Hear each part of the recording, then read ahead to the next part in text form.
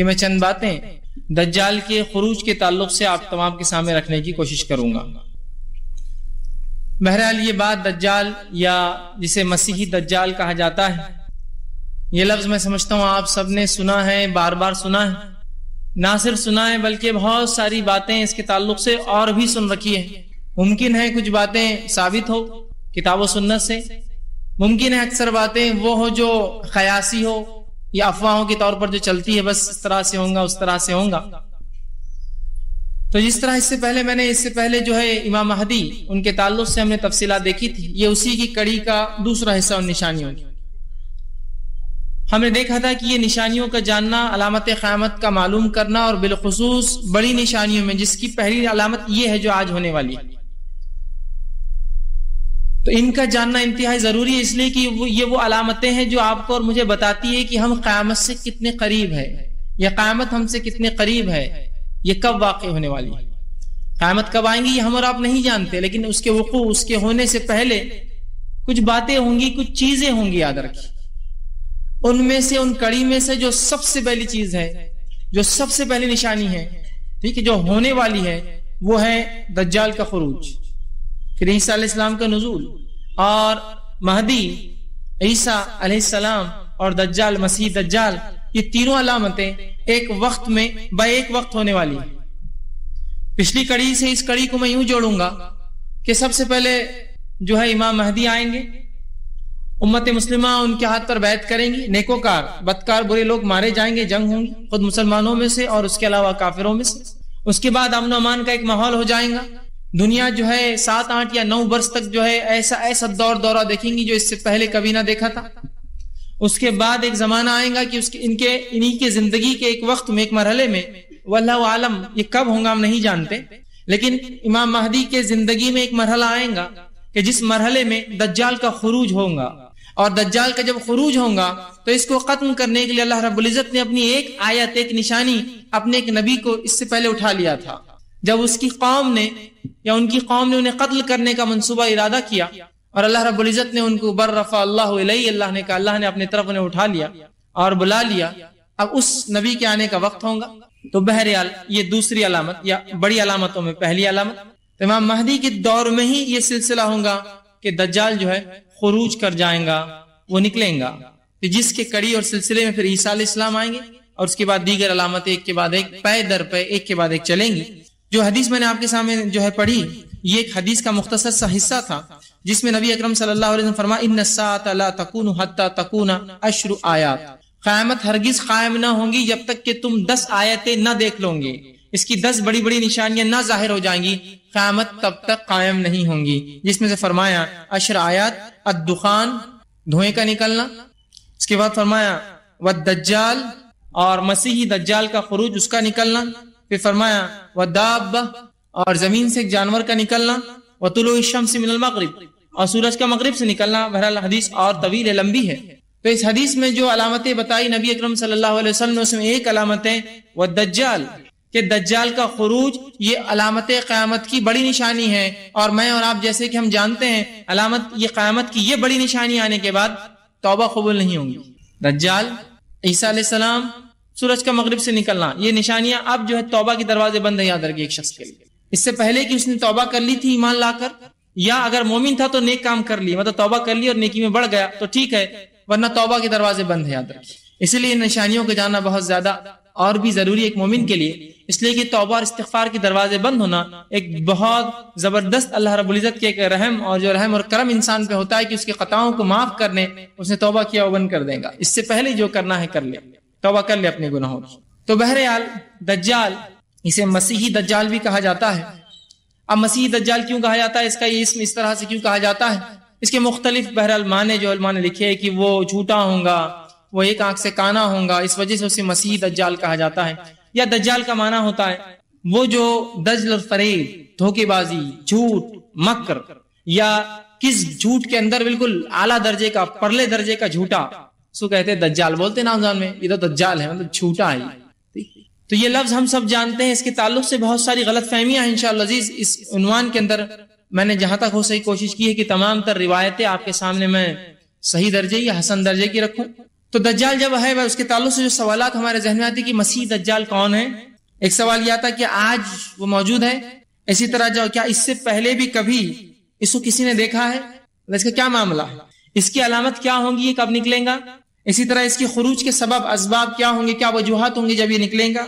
دجال جو ہے اس کے علاوہ جو دجال کے بارے میں جو غلط عقائد ہے وہ دیکھیں گے، اور اسی طرح اس سے محفوظ کیسے رہا جائے اس کا طریقہ بھی انشاءاللہ عزیز میں آپ کے سامنے رکھوں گا جو کتاب و سنت سے ثابت ہے. اب آئیے چند باتیں دیکھتے ہیں دجال کے تعلق سے. دجال کون ہوگا؟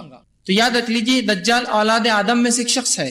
دجال اولاد آدم میں سے ایک شخص ہوگا جس کو اللہ رب العزت نے کچھ خاص طاقتیں دے رکھی ہوں گی اپنی طرف سے. یہ اس کی خود کی کوئی خصوصیت نہیں ہوں گی. یاد رکھیے دجال اولاد آدم میں سے ایک شخص ہوگا جس کو اللہ رب العزت نے اپنی جانب سے کچھ خصوصی طاقتیں دے رکھی ہے جو عام انسانوں کو یا دیگر انسانوں کو اللہ نے وہ طاقتیں اور قوتیں عطا نہ کی ہے.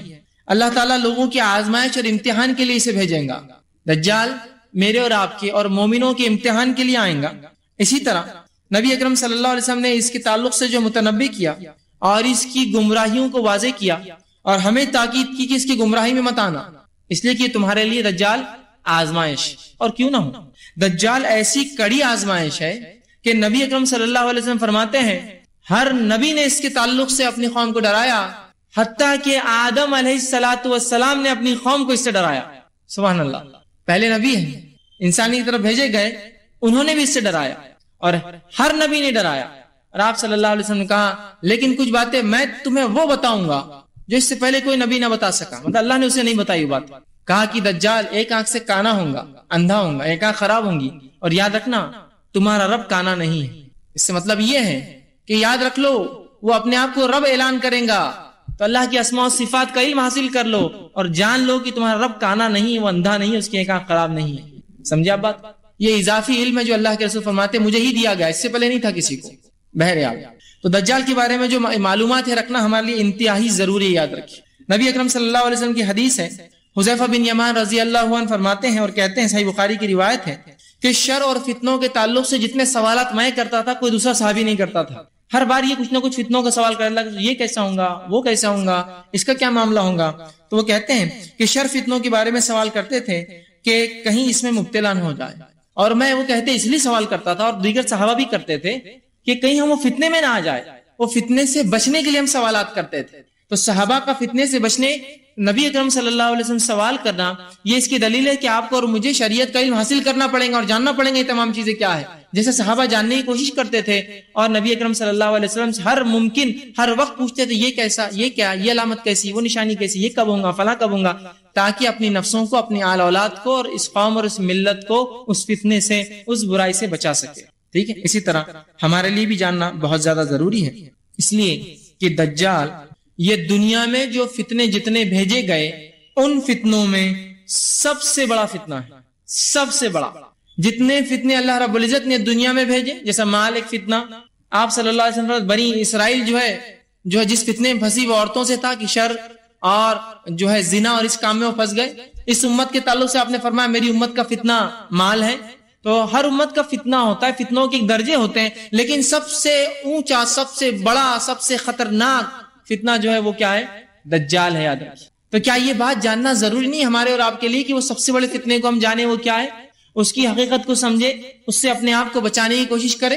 لیکن ان تمام علامتوں سے پہلے یہ بات بھی اپنے ذہن میں رکھے کہ آپ ہر چیز کو پھر دجال سے جوڑنا نہ شروع کر دیں اور ہر کسی شخص میں دجال کو کھوجنا نہ شروع کر دیں. یہ ہوتا ہے جب بھی علامت قیامت کی بات ہوتی ہے بس اس کے بعد سے آدمی کو ہر جگہ خوف ہوتا ہے. دیکھیے خوف ہونا، فتنوں سے ڈرنا فطری بات ہے. ایک مومن فتنوں سے ڈرتا ہے اس لیے کہ اس کے ایمان جانے کا مسئلہ ہوتا ہے. نبی اکرم صلی اللہ علیہ وسلم نے ایک مرتبہ صحابہ کو دجال کے بارے میں بتایا، نصیحتیں کی. حدیث میں روایت میں آتا ہے کہ اذان ہوئی فجر کی، نبی اکرم صلی اللہ علیہ وسلم فجر کے لیے آئے. فجر کے بعد آپ منبر پہ چڑھے اور اعلان کیا اور علامت قیامتیں بتائی، دجال کی فتنوں کے بارے میں بتایا، حتیٰ کہ ظہر ہو گئی. ظہر کی نماز پڑھی، نماز کے بعد پھر آپ کھڑے ہوئے، ظہر سے پھر ہمیں تاکیدیں کی حتیٰ کہ عصر کر دی. عصر کے بعد پھر آپ کھڑے ہوئے، پھر ہمیں علامت قیامت اور نصیحتیں بتائی حتیٰ کہ مغرب کر دی. جب رات ہونے لگی اور نبی اکرم صلی اللہ علیہ وسلم ہمیں بتاتے گئے تو صحابہ آپ نے دیکھا صحابہ ڈر رہے ہیں اور گھبرا رہے ہیں. جب کھجوروں کے درخت پیچھے ہلنے لگے اندھیرے کے اندر تو اللہ کے رسول صلی اللہ علیہ وسلم فرمایا کہ گھبراؤ مت، اگر دجال میرے رہتے ہوئے آ گیا تو میں اس کو کافی ہو جاؤں گا، اور میرے بعد آیا تو اللہ ان مومنوں کی مدد کریں گا اور وہ اس کے لیے کافی آ جائیں گے. تو گویا صحابہ اس وقت ڈر رہے تھے، اس لیے کہ ہر شخص اپنے ایمان کے لیے ڈرتا ہی ہے، ہر شخص ڈرتا ہے، اس کو ڈر ہے اس کا ایمان نہ چلے جائے. تو صحابہ کا ڈر پتہ چلا یہ فطری ہے. تو ان علامتوں کو جاننا ضروری ہے. فتنوں کے ڈر سے ڈرنا ایک الگ چیز ہے، لیکن ہر چیز میں آپ دجال اس کی چال بازیاں نہ سمجھے. ورنہ ہوتا ہی ہے کہ جو کام بھی دنیا میں ہوتا ہے آپ کہتے ہیں ہاں یہ دجال کے ساتھی، دجال کے مکر و فریب میں پھنسے ہوئے لوگ، دجال کی قوم، دجال کی فوج، دجال کا فلاں، دجال کا یہ، ہر چیز کو جو ہے دجال سے جوڑ دیتے ہیں. ان باتوں کو جاننا اتنا بہت زیادہ ضروری بھی ہے. ایک مرتبہ یہ ہوا کہ ایک شخص مجھے ملے، کافی عمر رسیدہ تھے، مجھ سے بات کی، کہا آپ نوجوان ہیں، اللہ نے آپ کو صحت و طاقت دی ہے، کیا آپ اللہ کی راہ میں جہاد نہ کرنا چاہیں گے؟ میں نے کہا کیوں، موقع ملا تو ضرور. کہا بہت اچھی بات آپ نے کہی. کہا پھر میں آپ کو ایک پتے کی بات بتاتا ہوں. میں نے کہا کیا؟ تو کہا دجال آ چکا ہے. میں نے کہا سبحان اللہ، ابھی تک پتہ کیوں نہیں چلا؟ اور کافی قریب ہے وہ. میں نے کہا کتنا قریب ہے؟ تو کہا ناندڑ کے اطراف. میں نے کہا اچھا اتنے قریب آ چکا؟ ہاں. اور وہ بہت سنجیدہ تھے اس مسئلے میں. کہا ہاں اسی لیے تو میں نے آپ کی تعریف کی، آپ کی جوانی کی اور آپ کی صحت کی. تو ضرور، میں تو بوڑھا ہو گیا، پتہ نہیں اس کے آنے تک بچوں نہ بچوں، آپ ضرور جانا. میں نے کہا لیکن حدیثوں میں ناندڑ کا تذکرہ نہیں کہ دجال وہاں آئے گا. نہیں کہا وہ فتنہ مچاتے ہوئے آ چکا ہے. تو میں نے کہا اس سے پہلے کون سے شہر میں فتنہ مچایا اس نے؟ تو کہا ہاں وہ تو نہیں پتا چلا، لیکن یہاں آ گیا پتا چل گیا. میں نے کہا ایسا تو حدیث میں کہیں وارد نہیں. جہاں سے نکلیں گا اس کی وضاحت ہے، جہاں جائیں گا اس کی وضاحت ہے، کہاں نہیں جائیں گا اس کی وضاحت ہے، کیا کریں گا اس کی وضاحت ہے، کیا نہیں کر سکتا سب وضاحت ہے. تو آپ نے تو سیدھا اس کو یہاں لا لیا. تو پھر تھوڑے وہ کشمکش میں آئے. کہا میں سوچ کر، میں نے کہا اور سوچیے ایک بار، اور تذکرہ کیجیے اور معلومات ان ڈیپتھ نکالیے کہ اتنی بڑی خبر معلوم کیسے نہیں ہوئی. چھوٹی موٹی خبر، فلاں کتے نے کاٹ لیا، یہ پان کی پچکاری پھسل گیا، اس کے منہ پہ کیلا لگا، اس کو جوتا پڑتے پڑتے بچ گیا، دن بھر چلتی ہے. اتنی بڑی خبر دجال کا آنا اور میڈیا نے رپورٹ نہیں کیا، ایسے کیسے ہو سکتا؟ تو تھوڑے فکر مند ہو گئے. ٹھیک، اتنا بھی کوئی ایسا معاملہ نہیں ہے کہ ہر جگہ دجال، ہر کسی اندھیرے کے پیچھے آپ دجال کو تصور کرے، ہر شخص میں دجال کی چال بازیاں تصور کرے، ہر انسان جو مسلمان کے خلاف کچھ کرے ہاں دجال کی فوج کا آدمی دکھتا ہے. یہ اس طرح سے بھی نہیں. اسی لیے ضروری ہے اس عنوان کو سمجھنا اور جاننا. آئیے آگے جو ہے جہاں دجال کی معلومات رکھنا ضروری ہے تاکہ اس کے مکر اور فریب، فتنے اور فساد سے ہم اپنی حفاظت کر سکیں. اسی طرح جو ہے یہ بات بھی جاننا ضروری کہ اللہ رب العزت جس کو بچانا چاہے وہی بچ سکتا ہے اس کے فتنوں سے. یہ بات بھی اپنی جگہ طے ہے. کوشش ہمارا کام ہے، جاننا ہمارا کام ہے، اور اللہ سے دعا کرنا ہمارا کام ہے، لیکن یہ بات یاد رکھ لیجیے اللہ رب العزت ہی اس کے فتنوں اور شر سے جس کو بچا لے وہ بچ سکتا ہے. اب اس کا نام مسیح دجال کیوں ہے؟ تو مسیح دجال اس لیے کہا جاتا ہے اسے کہ اس کی ایک آنکھ جو الٹی آنکھ ہوں گی، بائیں آنکھ، یہ خراب ہوں گی. تو علماء لکھتے ہیں اس وجہ سے اس کو مسیح اور دجال جھوٹ کی وجہ سے، مسیحی دجال مطلب ایک آنکھ سے اندھا جھوٹا. اسی طرح علماء لکھتے ہیں کہ وہ چونکہ ساری زمین پر گھومے گا، دجال جب نکلیں گا ظہور کریں گا تو پوری زمین پر گھومیں گا، کوئی شہر کوئی بستی اس کی فتنے سے نہیں بچنے والی، یاد رکھیے. تو گھومیں گا چونکہ پورے اس میں، تو لہذا چونکہ وہ گھومیں گا اس وجہ سے اس کو مسیحی کہا جاتا ہے، گھومنے والا، گھوم کر جو دجل مکر فریب جھوٹ کو پھیلائیں گا، مسیح دجال. یہ اس کے اسم، اس کے جو ہے نام کے تعلق سے آتا ہے. اسی طرح جو ہے دجال کا دعویٰ کیا ہوگا؟ یاد رکھیے دجال کا دعویٰ یہ ہوگا، اور بہت بڑا دعویٰ کریں گا. پہلے وہ دعویٰ کریں گا ایک نیک شخص ہونے کا، دوسرا وہ دعویٰ کریں گا نبی ہونے کا، تیسرا وہ دعویٰ کریں گا رب ہونے کا. یہ اس کا دعویٰ ہوگا، یاد رکھیے. پہلا نیک شخص، دوسرا نبی، اور تیسرا وہ اپنے آپ کو جو ہے اللہ جو ہے اعلان کر دیں گا. اور نبی اکرم صلی اللہ علیہ وسلم اس تعلق سے وضاحت کی اور فرمایا اور یوں کہا، جس کو جو ہے صحیح بخاری نے روایت کیا، بے شک دجال کانا ہے اور تمہارا رب کانا نہیں. یاد رکھو مطلب وہ رب ہونے کا دعویٰ کریں گا. ارے مسلمانوں جان لو اللہ رب العزت کانا نہیں ہے، ایک آنکھ اس کو نہیں ہے، ٹھیک، یا ایک آنکھ خراب نہیں ہے اس کی، تمہارا رب کانا نہیں ہے. جبکہ دجال کیا ہوگا؟ کانا ہوگا، رب ہونے کا دعویٰ کریں گا. نبی اکرم صلی اللہ علیہ وسلم کے دور میں جب آپ صلی اللہ علیہ وسلم صحابہ کو دجال کے بارے میں بتایا تو صحابہ جو ہے اس معاملے میں بڑا غور و فکر کرنے لگے.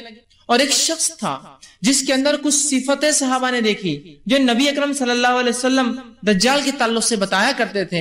انہوں نے ایک شخص میں وہ صفت دیکھی. اس کا ایک بڑا لمبا واقعہ آتا ہے، وہ بھی رکھ دیتا ہوں. ابن سیاد نامی ایک شخص تھا جو یہودی تھا، اس کے والدین یہودی تھے، یہ بھی یہودی تھا، اور صحابہ اس کے تعلق سے سوچا کرتے کہ یہ شاید دجال ہے. اور روایت میں آتا ہے، صحیح مسلم کی روایت ہے، عبداللہ ابن عمر رضی اللہ عنہما اس حدیث کے راوی وہ کہتے ہیں، اور یہ کہا آپ نے فرمایا کہ حضرت عمر بن خطاب اور چند دیگر لوگ ابن سیاد کے پاس جانب روانہ ہوئے اور نبی اکرم صلی اللہ علیہ وسلم بھی ان کے ساتھ گئے. وہ فرماتے آگے، انہوں نے سے بنو مغالہ کے ایک قلعے کے پاس لڑکوں کے ساتھ کھیلتا ہوا پایا. اس وقت ابن سیاد بلوغت کے قریب تھا، مطلب یہ جوان نہیں ہوا تھا، وہ چھوٹا بچہ تھا۔ نبی اکرم صلی اللہ علیہ وسلم کی جو ہے آمد کا اس وقت اسے پتا چلا جب آپ صلی اللہ علیہ وسلم ساتھ میں تھے، صحابہ کو ساتھ چلے۔ ابن سیاد جس کے بارے میں صحابہ کو شک تھا، جو صفتیں جو بتائی تھی آپ صلی اللہ علیہ وسلم نے، اس لڑکی کے اندر کچھ باتیں دکھتی تھی، صحابہ نے آپ صلی اللہ علیہ وسلم بیان کیا، آپ صلی اللہ علیہ وسلم نے کہا چلو پھر دیکھتے ہیں تاکہ وضاحت ہو جائے صحابہ کے سامنے کہ ایسا ہے یا نہیں ہے۔ وہ گئے، ابن سیاد کو یہ پتہ ہی نہیں چلا، آپ صلی اللہ علیہ وسلم جب پیچھے گئے اور اس کی پیٹھ پر ایک زوردار مارا تب اسے پتا چلا کہ اللہ کے رسول صلی اللہ علیہ وسلم آئے ہیں۔ اس کے بعد رسول اکرم صلی اللہ علیہ وسلم فرمایا اور کہا کیا تو گواہی دیتا ہے کہ اللہ کے سوا اللہ کا میں رسول ہوں؟ کیا تو گواہی دیتا ہے میں اللہ کا رسول ہوں؟ تو ابن سیاد نے کہا کہ تم امیوں کی طرف بھیجے گئے نبی ہو۔ میں نہیں مانتا یہ بات کو، امیوں کی طرف، عربوں کی طرف بھیجے گئے نبی ہو۔ اس کے بعد آپ صلی اللہ علیہ وسلم پھر ابن سیاد سے فرمایا اور کہا، اس سے کہا، اللہ کے رسول نے پوچھا کیا تو گواہی دیتا ہے کہ میں اللہ کا رسول ہوں؟ اور تو اس نے کہا، پھر ابن سیاد نے آپ سے کہا کیا تم گواہی دیتے ہو کہ میں اللہ کا رسول ہوں؟ تو آپ صلی اللہ علیہ وسلم نے کہا میں گواہی دیتا ہوں کہ تو اللہ کا رسول نہیں ہے، اور میں اللہ کا رسول ہوں اور میں تمام انبیاء پر ایمان لاتا ہوں جو پچھلے گزرے ہیں۔ اس کے بعد رسول اکرم صلی اللہ علیہ وسلم کہ اس نے رسالت کا انکار کیا اور آپ صلی اللہ علیہ وسلم نے اس کی رسالت کا انکار کیا، اور اس کے بعد آپ نے پوچھا تجھے کیا نظر آتا ہے؟ تو اس نے کہا، ابن سیاد نے، میرے پاس سچا اور جھوٹا آتا ہے۔ اس سے مراد اس کے پاس شیاطین آتے تھے جو اس کو سچ اور جھوٹ بولتے تھے، کہا میرے پاس سچا اور جھوٹا آتا ہے۔ کہا اچھا۔ اس کے بعد ابن سیاد نے جو ہے جب کہا میرے پاس، آپ نے فرمایا پھر تو تیرا معاملہ تو خلط ملط ہو گیا، تو دجال نہیں، دجال یقینی ہوگا، خلط ملط نہیں، سچا اور جھوٹا نہیں، اس کو پتا ہوگا وہ کیا ہے۔ تو کہا پھر تو تیرا معاملہ خلط ملط ہو گیا۔ پھر آپ صلی اللہ علیہ وسلم نے فرمایا میں نے تجھ سے پوچھنے کے لیے دل میں ایک بات چھپا رکھی ہے، ایک چیز چھپا رکھی ہے، کیا تو بتا سکتا ہے وہ چیز کیا ہے؟ اور آپ صلی اللہ علیہ وسلم جب نکلے تھے گھر سے تو آپ پر ایک نئی سورت کی کچھ آیتیں نازل ہوئی تھی، جس سورت کی ان آیتوں کے تعلق سے سورت کا نام آپ نے اپنے دل میں رکھا تھا، ابھی صحابہ کو بھی نہیں کہا تھا۔ تو فرمایا کیا تو جانتا ہے میرے دل میں کیا جو میں نے تجھ سے چھپا رکھا ہے؟ تو ابن سیاد نے جب یہ سنا تو کہا، اور پہلی دیر تو خاموش رہا، اس کے بعد اللہ نے اسے توفیق نہ دی، بولنے کی کوشش کرنا چاہ رہا تھا، وہ کوشش کیا، بول نہ سکا۔ آپ صلی اللہ علیہ وسلم نے اپنے دل میں دخان لفظ، سورہ دخان نازل ہوئی تھی، وہ لفظ چھپا رکھا تھا۔ اس نے کوشش کی ان شیاطین کے ذریعے معلوم کرنے کی، نہ کر سکا، لیکن اتنا ضرور معلوم کر سکا اور کہا دخ تیرے دل میں دھواں ہے۔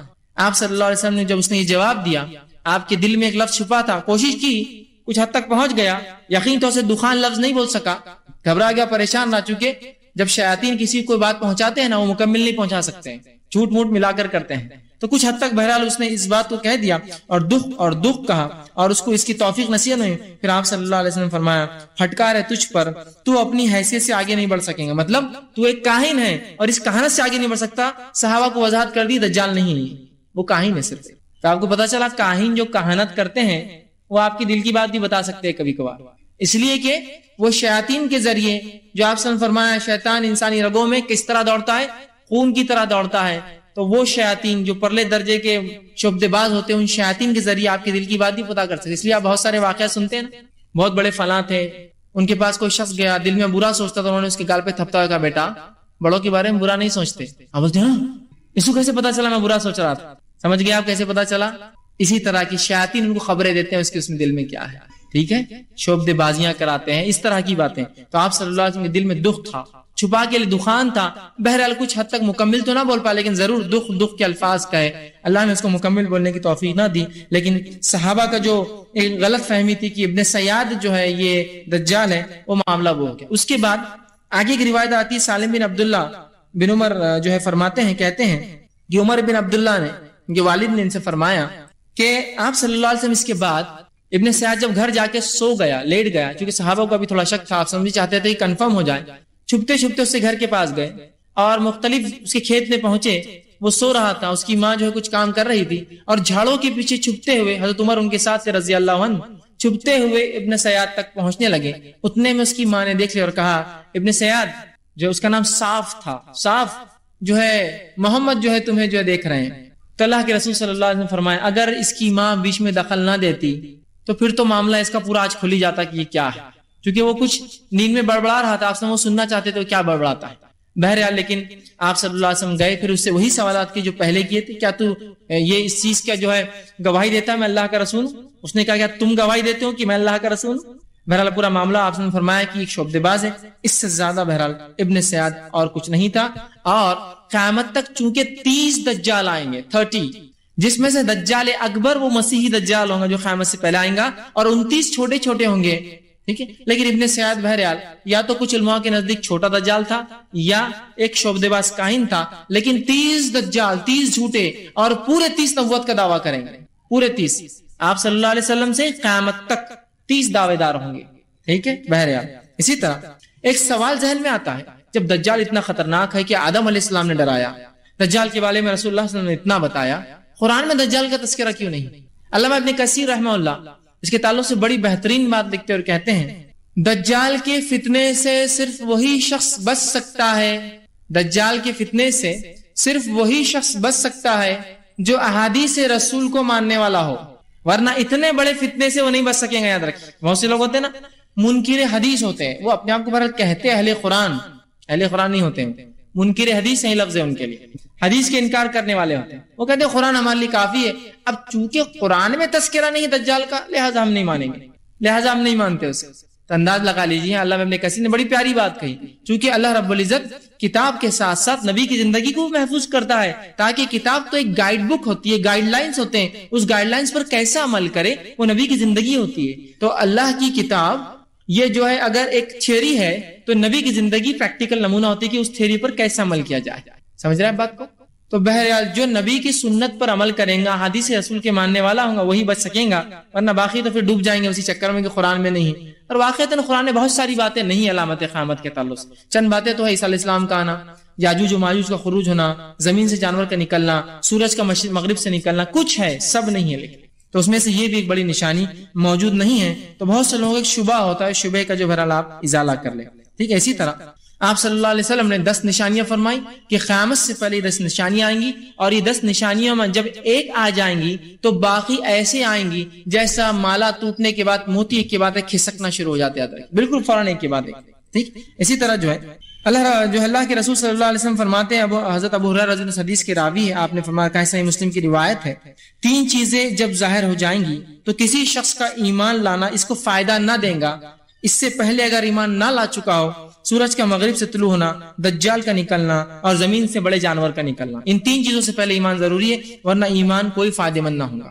اسی طرح ہم دیکھتے ہیں کہ عبداللہ ابن عمر رضی اللہ عنہ حدیث کے راوی آپ فرماتے ہیں اور کہتے ہیں، صحیح مسلم کی روایت ہے کہ ایک روز آپ صلی اللہ علیہ وسلم لوگوں سے خطاب کیا کھڑے ہوئے، اور آپ صلی اللہ علیہ وسلم نے جو ہے اللہ رب العزت کی حمد و ثنا کی اور فرمایا، میں تمہیں اس سے ڈرا رہا ہوں، اور ہر نبی نے اپنی قوم کو اس سے ڈرایا ہے.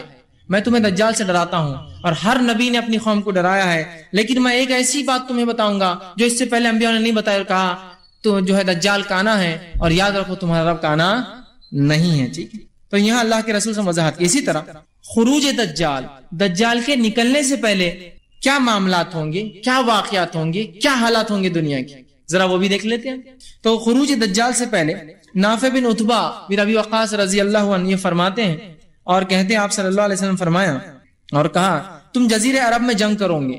یہ ان حدیث کی وضاحت ویسے میں نے پہلے کی ہے، جو امام مہدی کے اس میں نہیں تھی، بہرحال پھر ایک خالی مختصر سا پھر بریفنگز دے رہا ہوں کہ آپ صلی اللہ علیہ وسلم چونکہ بہت طویل واقعات ہیں جو گزر گئے ہیں، جو امام مہدی کے ہم نے پچھلے کڑی میں دیکھ لی ہے، اس کے اندر بہرحال مختصر دہراتا ہوں. تو تم عرب میں پر حملہ کرو گے، امام مہدی آئیں گے، تم ان کے ساتھ مل کر حملہ کرو گے اور فتح یابی حاصل ہوگی. پھر تم جو آپ صلی اللہ علیہ وسلم فرماتے تم ایران پر حملہ کرو گے، اللہ فتح دیں گا. پھر تم جو ہے اس کے بعد آپ فرماتے جو ہے تم جو ہے رومیوں پہ حملہ کرو گے، اللہ تعالیٰ تمہیں فتح عطا فرمائیں گا. پھر تم دجال سے جنگ کرو گے، اللہ تعالیٰ اس پر بھی تمہیں فتح عطا فرمائیں گا.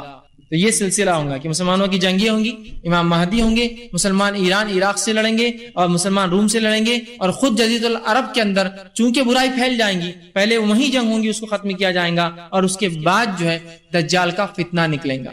یہ فتنہ کب نکلے گا اس کے تعلق سے بہرحال وقت نہیں کہ میں وضاحت پوری کروں، بس حدیث کا مختصر جو ہے ایک ٹکڑا اور جملہ رکھ دیتا ہوں جو ہم نے پچھلی بار دیکھا تھا امام مہدی کے. اس میں امام مہدی آ جائیں گے، اس کے بعد عیسائی اور مسلمانوں میں صلح ہوگی، صلح ہونے کے بعد مسلمان ایک تیسرے دشمن سے لڑیں گے تو وہاں یہ ہوگا کہ یہ بات طے ہوں گی پہلے شرائط میں کہ کوئی یہ نہ کہیں گا کہ صلیب کی جیت ہوئی.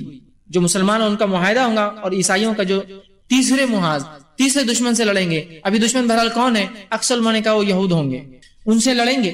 اور اس کے بعد جب واپس آئیں گے جنگ جیت کے، ایک ٹیلے پہ مسلمان رکیں گے تو ایک شخص اٹھیں گا اور عہد کو توڑ دیں گا اور ایک سلیب اٹھا کر کہیں گا سلیب کی جیت ہوئی، مطلب سلیب بنیاد بنا جیت کی، اس کی وجہ سے ہم جیت گئے. ایک مسلمان جو ہے شخص اٹھیں گا اور اس عیسائی جو کہیں گا سلیب کی جیت ہوئی، اسے قتل کر دیں گا، یا ایک روایت میں اس کی سلیب کو توڑ دیں گا، جس پر عیسائی اپنا عہد توڑ دیں گے، حالانکہ پہلے انہی کی غلطی سے عہد ٹوٹیں گا، ان کا پہلے عہد ہو چکا ہوگا.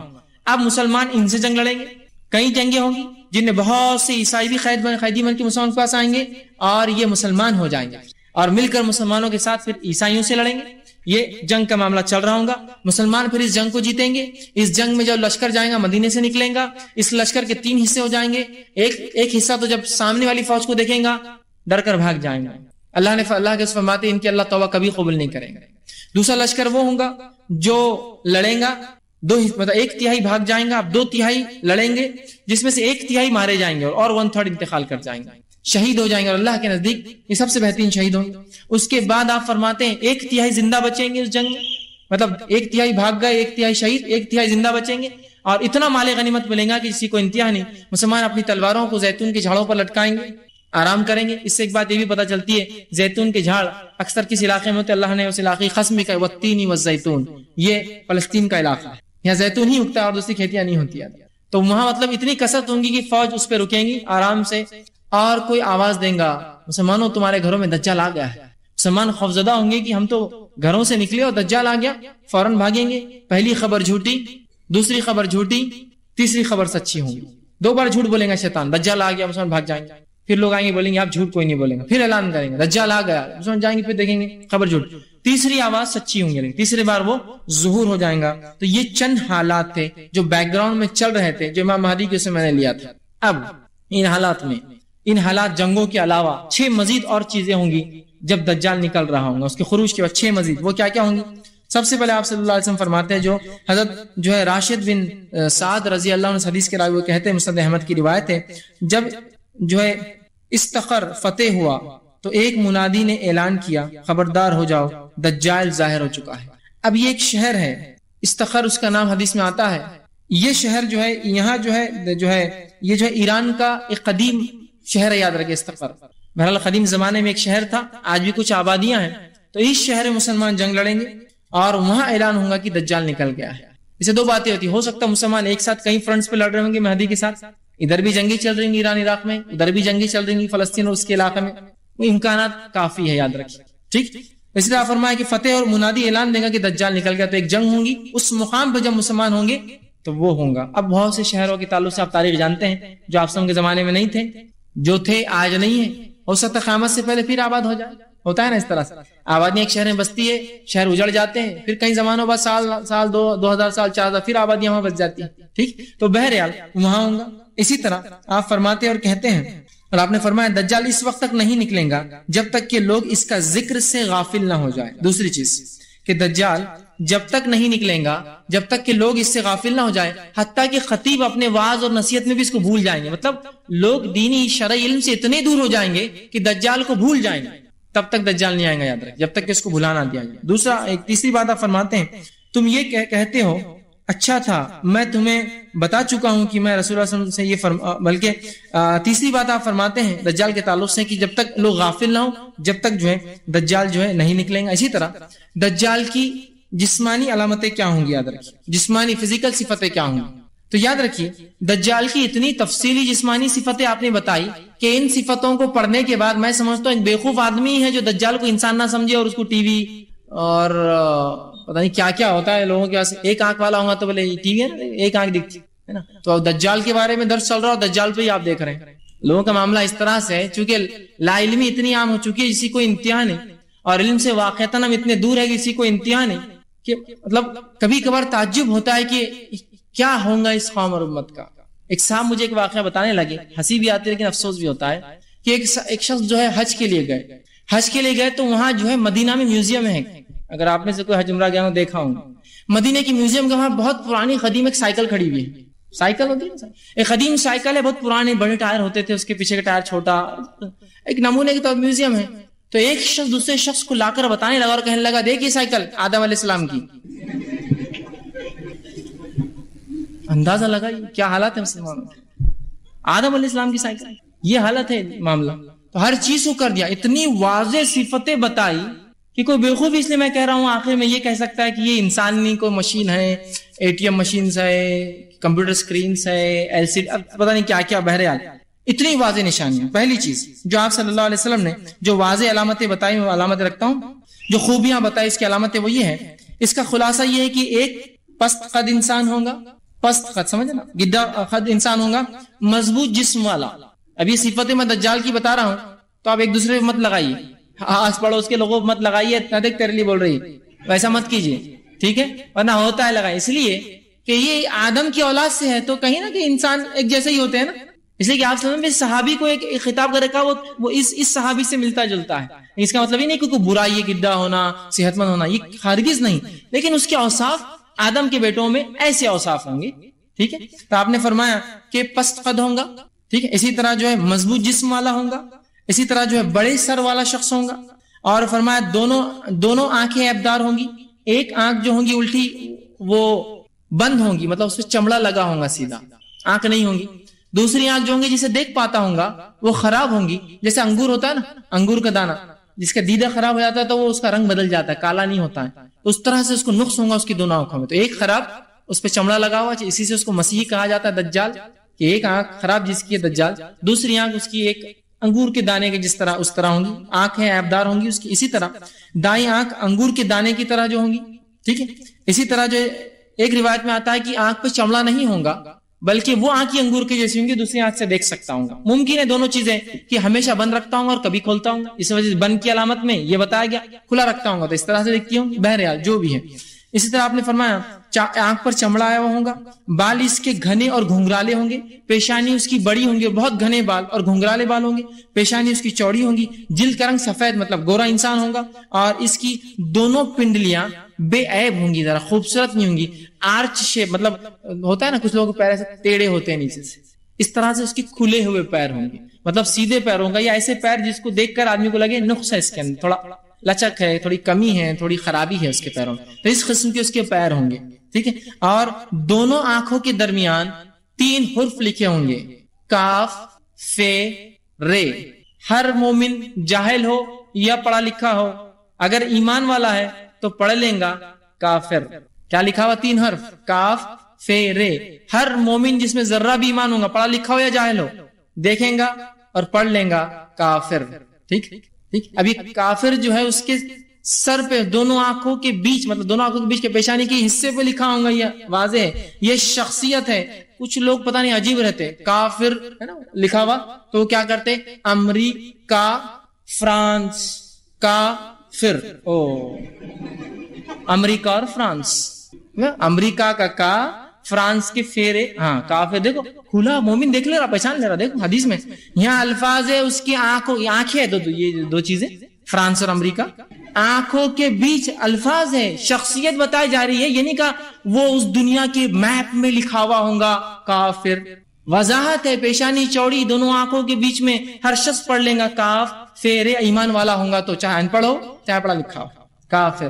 سمجھے؟ شخصیت ہے، واضح شخصیت ہے، اس میں کوئی دو رائے نہیں کہ یہ شخصیت نہیں، کوئی مشین، کوئی آلات، کوئی عجیب چیز ہے، بلکہ ایک شخصیت ہے، یاد رکھیں. ٹھیک، تو یہ جسمانی اوصاف ہے جو حدیث میں آئے. اسی طرح دجال کے ظاہر ہونے کی جگہ، صحیح مسلم کی روایت ہے، ابو بکر رضی اللہ عنہ حدیث کے راوی ہے، آپ کہتے ہیں آپ صلی اللہ علیہ وسلم فرمایا دجال مشرق میں ایک ایسی جگہ سے خروج کرے گا جس کو خراسان کہا جاتا ہے.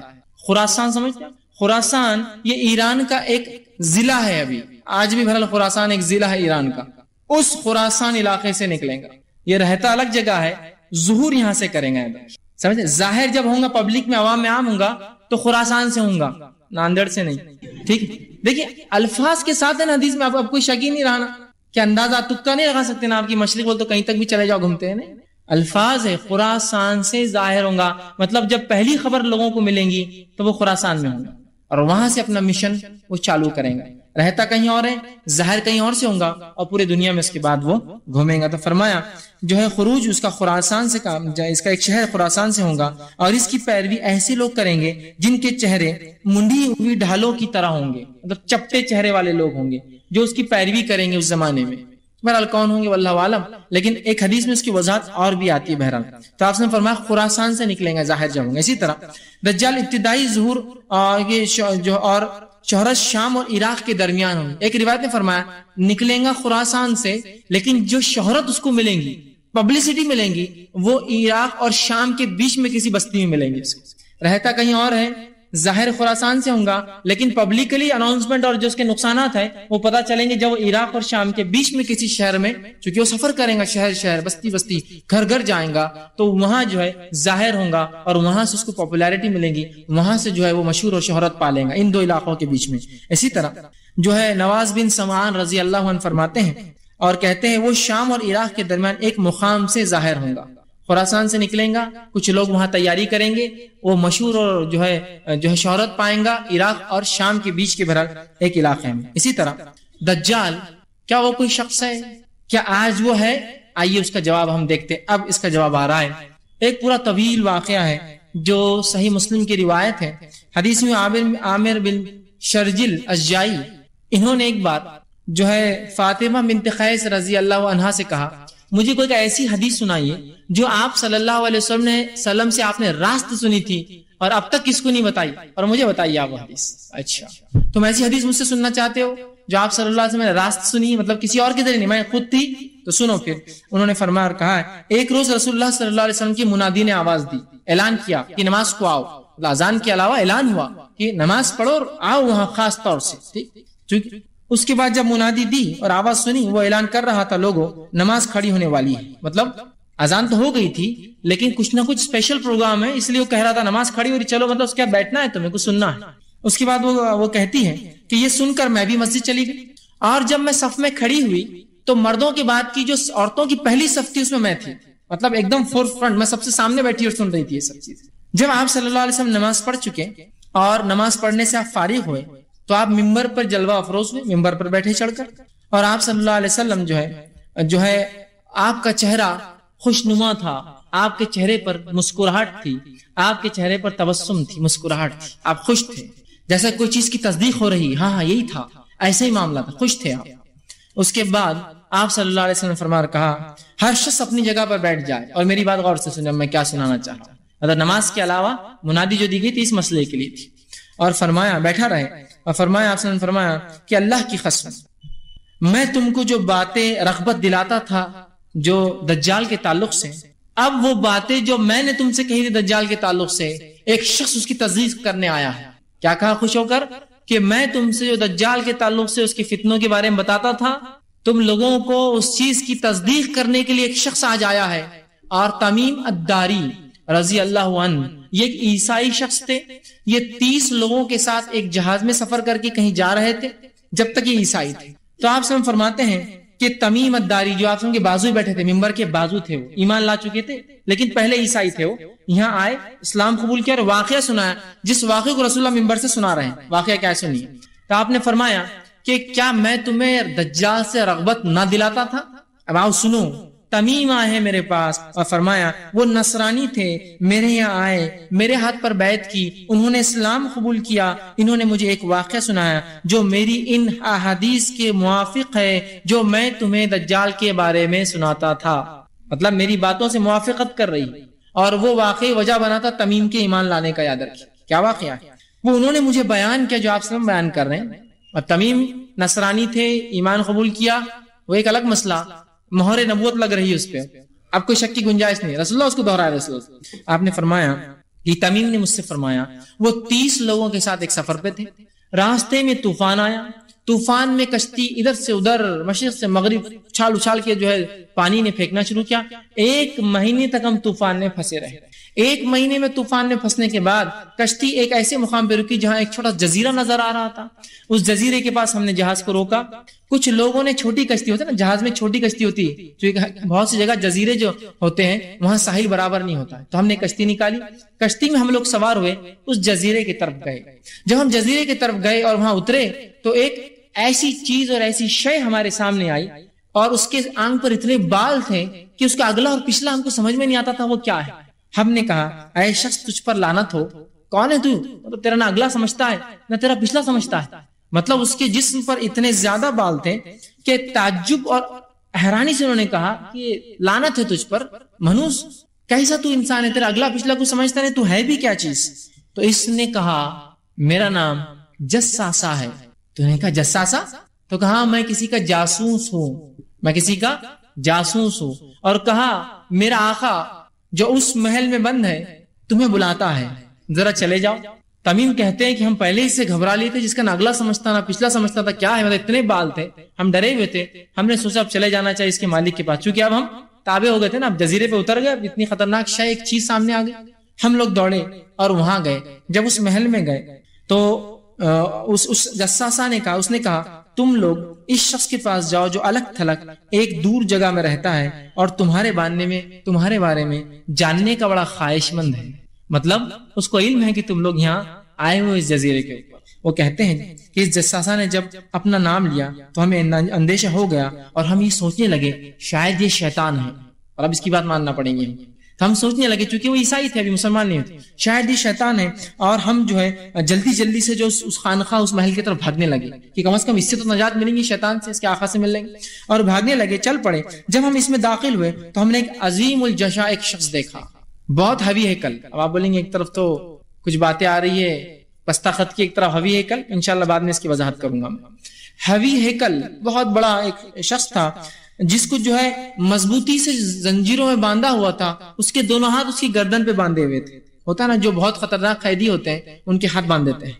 और उसके दोनों पैर घुटने से लेकर टखनों तक बांधे हुए थे जंजीरों में, और जंजीरें जो है लगी हुई थी कि वो हलचल भी नहीं कर सकता था और भाग भी नहीं सकता। हाथ भी बंधे थे, पैर भी बंधे थे। हम उस शख्स के पास गए और अजीम जैसा शख्स था, बहुत मजबूती से बांधा था। इसके दोनों हाथ इसी गर्दन से बांधे हुए थे और घुटने से टखनों तक लोहे की जंजीरों में जकड़ा था। हमने कहा तेरे लिए हलाकत, तो तू कौन है? अब वो एक शैतान दिख रहा था और एक तुम कौन हो? तो शख्स ने कहा, इसने कहा तुम लोग मेरे बारे में जानने में कामयाब हो गए, पहले तुम मुझे कुछ बताओ, मैं फिर बाद में अपना तारुफ देता हूं मैं कौन हूं। तो कहा पूछ, फिर क्या पूछना? तो हमने कहा, दोस्त ने कहा तुम लोग कौन हो, पहला सवाल।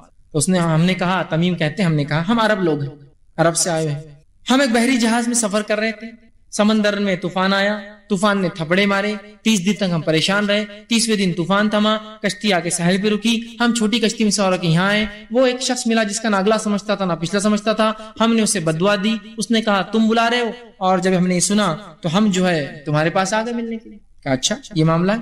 फिर उस शख्स ने कहा, और वो कहते हैं, इसने कहा तुम लोग में जो है तुम कौन हो? हमने कहा हम अरब हैं। एक बहरी जहाज और पूरा वाक़या सुना है, और वो जानवर हमें जो यहाँ ले आया। हमने इससे पूछा तेरे लिए तबाही और बर्बादी हो, तू कौन है? अब बोल। अब हमने बता दिया पूरा हमारा क्या है, अब तू कौन है बता। तो उसने कहा जो है मैं जैसा मतलब उसका वाक़या। उसकी बात जो है, इसने कहा तुम लोग इस बड़े महल में आ जाओ। तो हम उसकी बात सुनकर आ गए और तुम्हारे जानिब आए। इसने कहा जो है मुझे जो है अब ये छोड़ो क्या था, मुझे बैसान के बारे में बताओ। अभी भी उसने अपना तारुफ नहीं दिया। कहा मुझे बैसान के बारे में बताओ, और बैसान फलस्तीन के एक शहर का नाम याद रखिए, आज भी वो शहर। तुम वो सब छोड़ो, मुझे बैसान के बारे में बताओ। मैं अपना तारुफ अभी नहीं दूंगा, बाद में दे दूंगा। तो हमने कहा तुम बैसान के बारे में क्या जानना चाहते हो? एक शहर है। तो उसने कहा नहीं वो नहीं पूछना चाह रहा हूँ। इसने कहा मुझे ये बताओ क्या इसमें उसके दरख्त फल ले रहे हैं? मतलब बैसान एक जंग जो है रेगिस्तानी इलाका था, क्या अब उस इलाके में दरख्त उगते हैं और फल देते हैं और फूल आते हैं?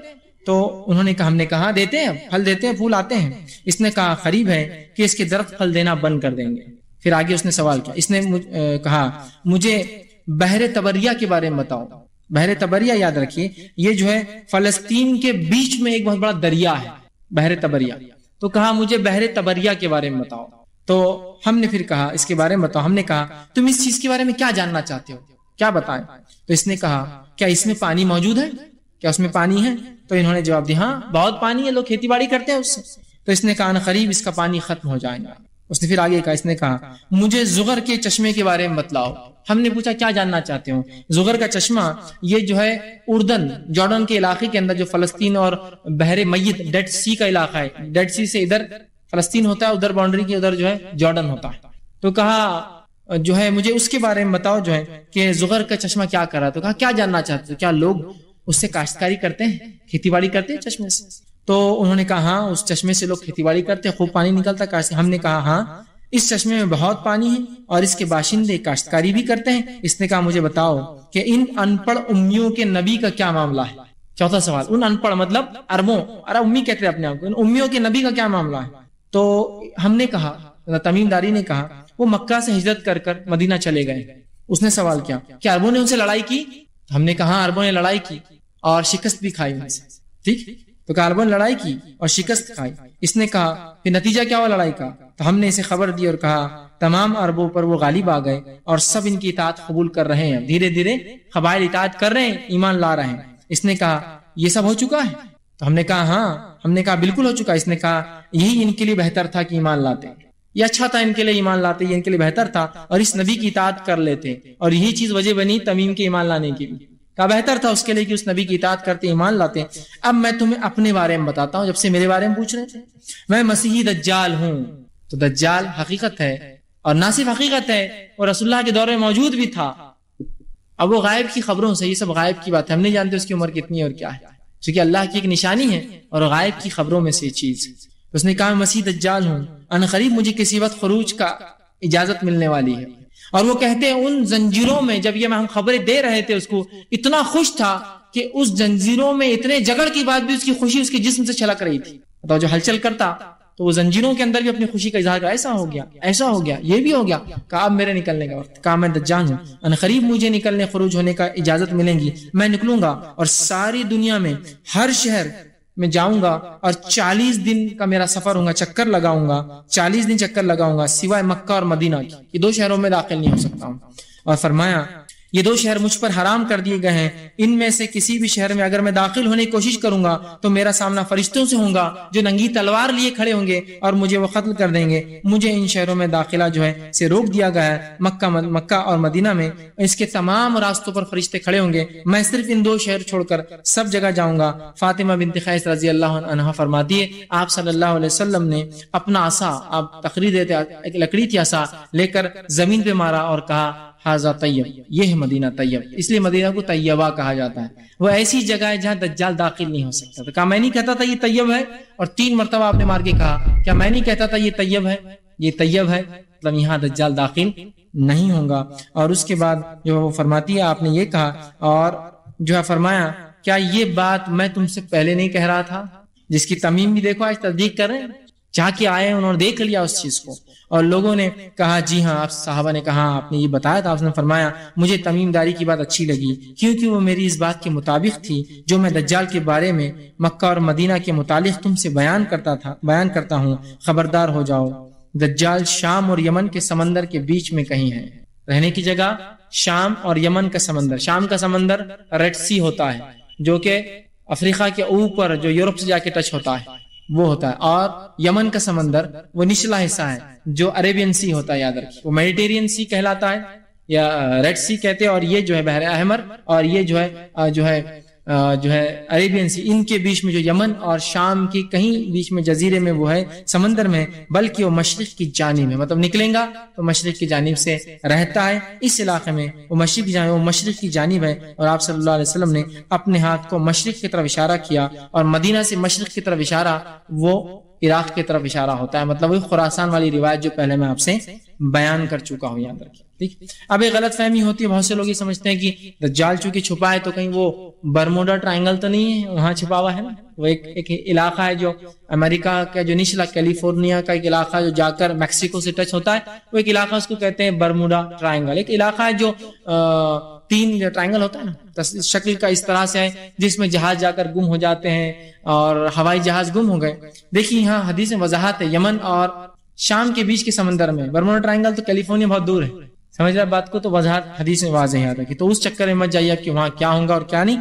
اور آج کل تو بہت سارے سائنسی انکشافات ہو چکے ہیں اور سائنٹیفک اسٹڈیز بتا رہی ہے کہ وہاں ایسا کچھ بھی نہیں, سوائے اس کے کہ بہت زیادہ ہائی کرنٹس, مطلب بہت ہائی ٹائیڈز ہوتی ہے جس کی وجہ سے بہت سارے سمندر میں جہاز اور بہت ساری چیزیں, بلکہ میگنیٹک فیلڈ بھی کبھی کبھار ورکنگ بند کر دیتی, چونکہ سمندری ہواؤں کے اور سمندر کے کرنٹس جو بولتے ہیں بہت زیادہ لاٹوں کے اٹھنے کی وجہ سے. بہرحال جو بھی ہو, اب خروج دجال سے پہلے اور کیا کیا حالات ہوں گے.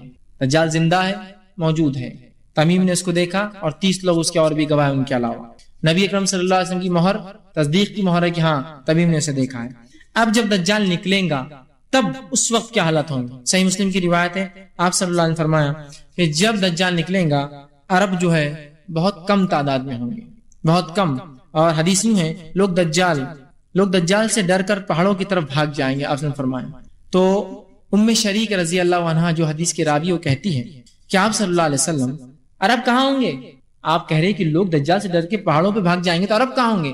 تو کہ عرب بہت کم تعداد میں ہوں گے، مطلب بہت سارے ہو سکتا ہے شہید ہو جائیں گے، مارے جائیں گے یا موجود نہیں ہوں گے، بہت کم تعداد میں ہوں گے، ٹھیک ہے۔ اسی طرح دجال کے نکلنے سے پہلے مسلمان قسطنطنیہ کو فتح کریں گے، کانسٹینٹینوپل یاد رکھیں، قسطنطنیہ اس کو فتح کریں گے اور وہاں لڑائی ہوگی۔ معاذ بن جبل رضی اللہ عنہ حدیث کے راوی، مسند احمد کی حدیث ہے، آپ نے فرمایا بیت المقدس کی آبادی دراصل مدینے کی بربادی ہے۔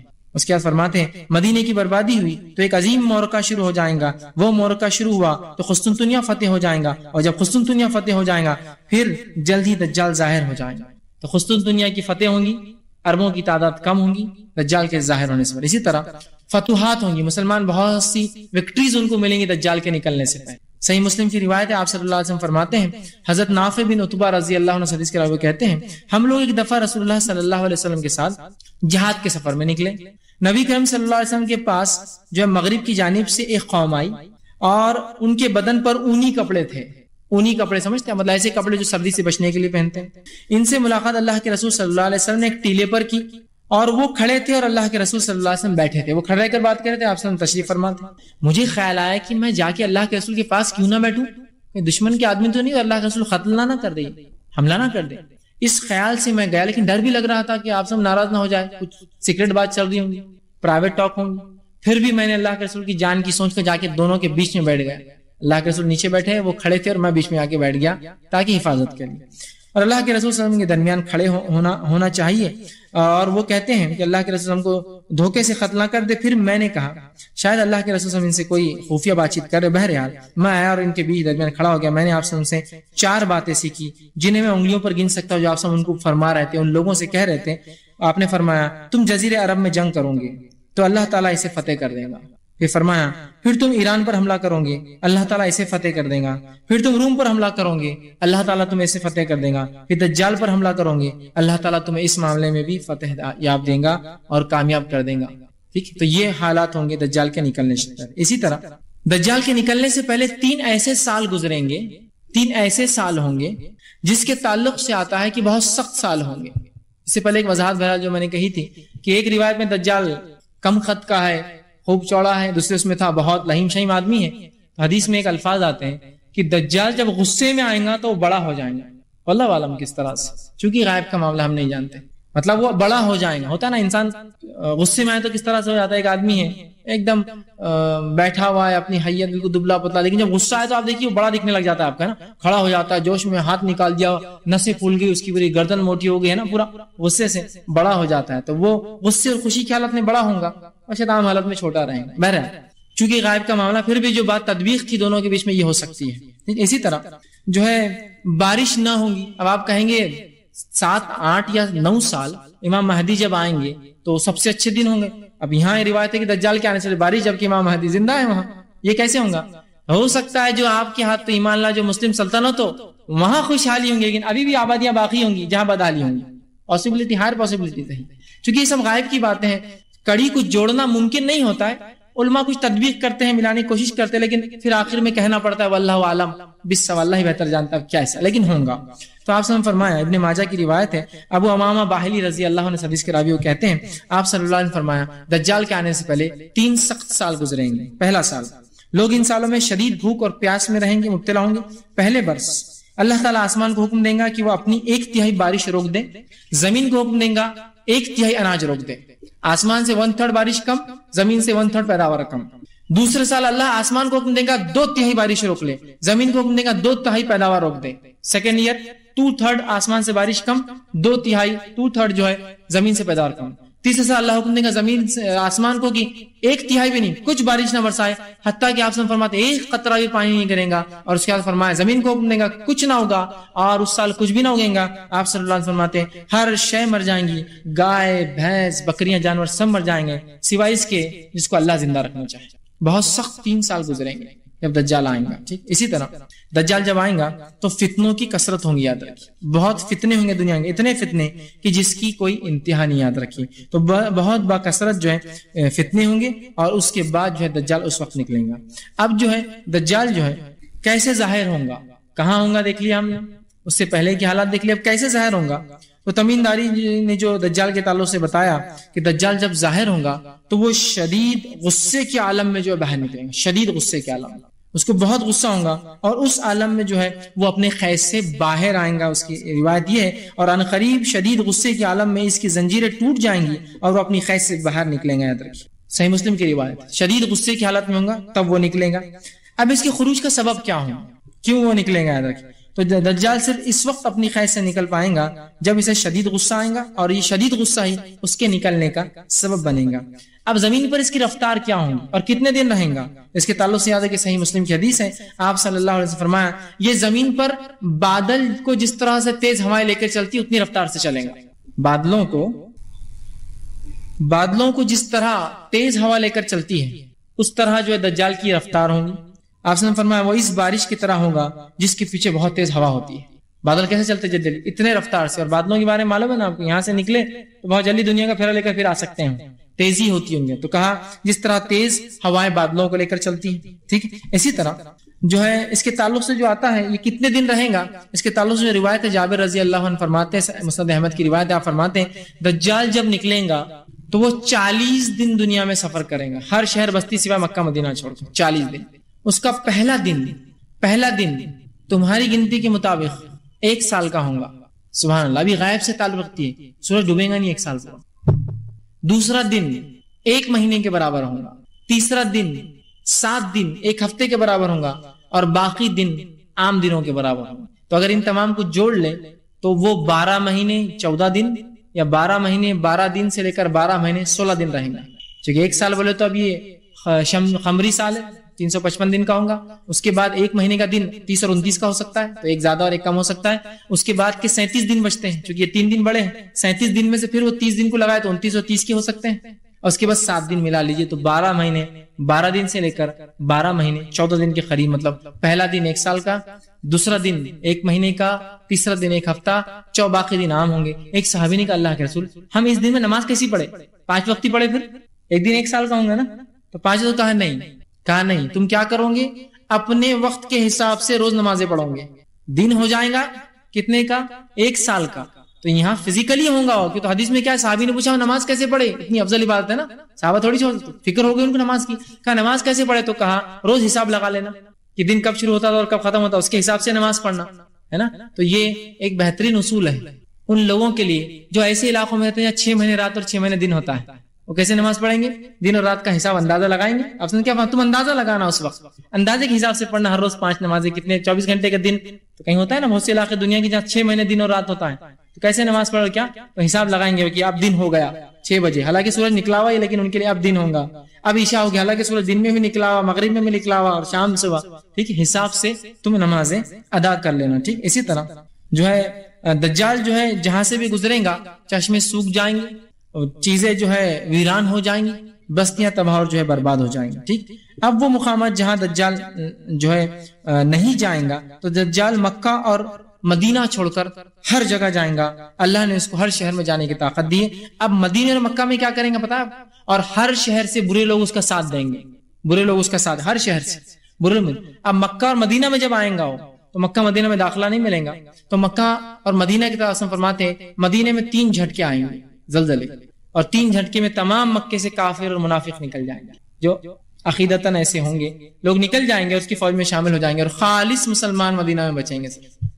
3 جھٹکے آئیں گے اور تمام اس کے پیچھے چلنے والے نکل جائیں گے باہر, اور خالص وہ لوگ بچیں گے جو ایمان والے ہیں, چونکہ یہاں وہ داخل نہیں ہوں گا. ٹھیک, اسی طرح پھر دجال جو سرخ ٹیلے کے پاس جہاں شوریلی زمین ہوگی, مطلب مدینہ سے باہر احد کے ادھر, وہ اندر تو نہیں آ سکتا. شوریلی زمین آپ نے فرمایا وہاں رکیں گا, پڑاؤ ڈالیں گا. سرزمین مدینہ اپنے باسیوں کو 3 جھٹکے دیں گی, جس کی وجہ سے ہر منافق مرد اور منافق عورت مدینہ سے نکل کے دجال سے جا ملیں گے.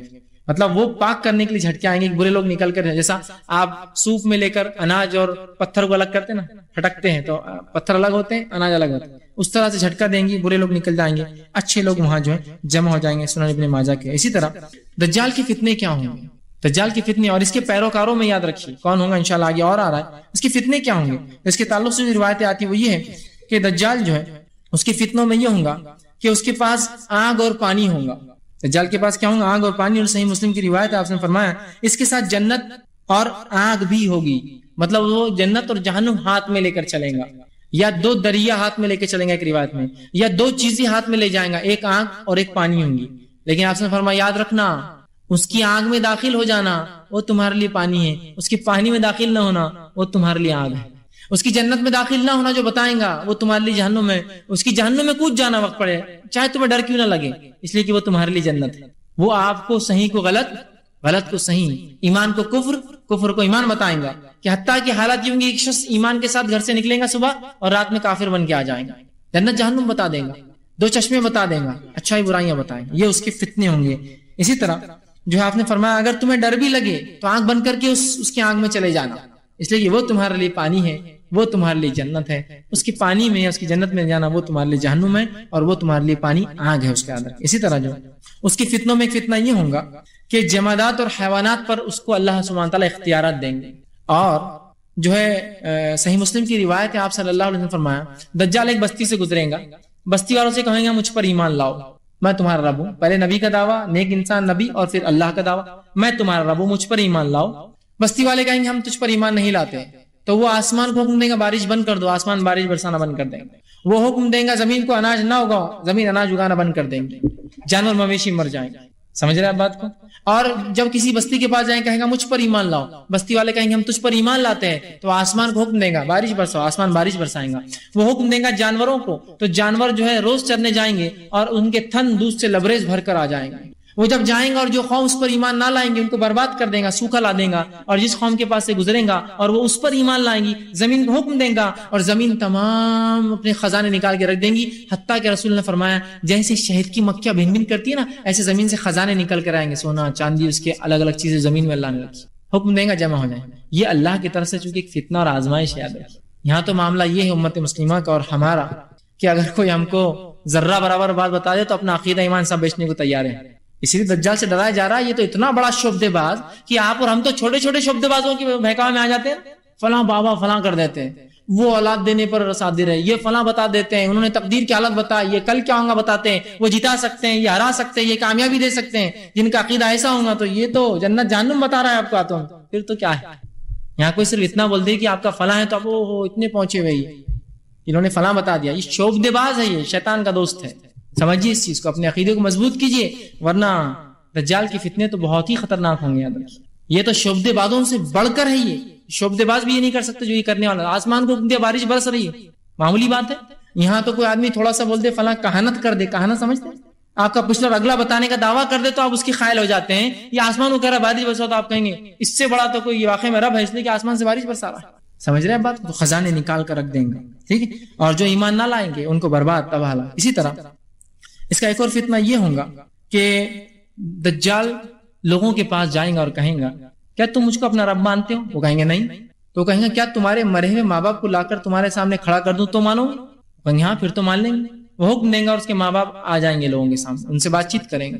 لوگ کہیں گے اور وہ آ کر کہیں گے بیٹے اس پر ایمان لا لو، یہ سچ بولتا ہے، یہ تمہارا رب ہے. اور اس کے بعد وہ حکم دیں گا پھر مر جائیں گے.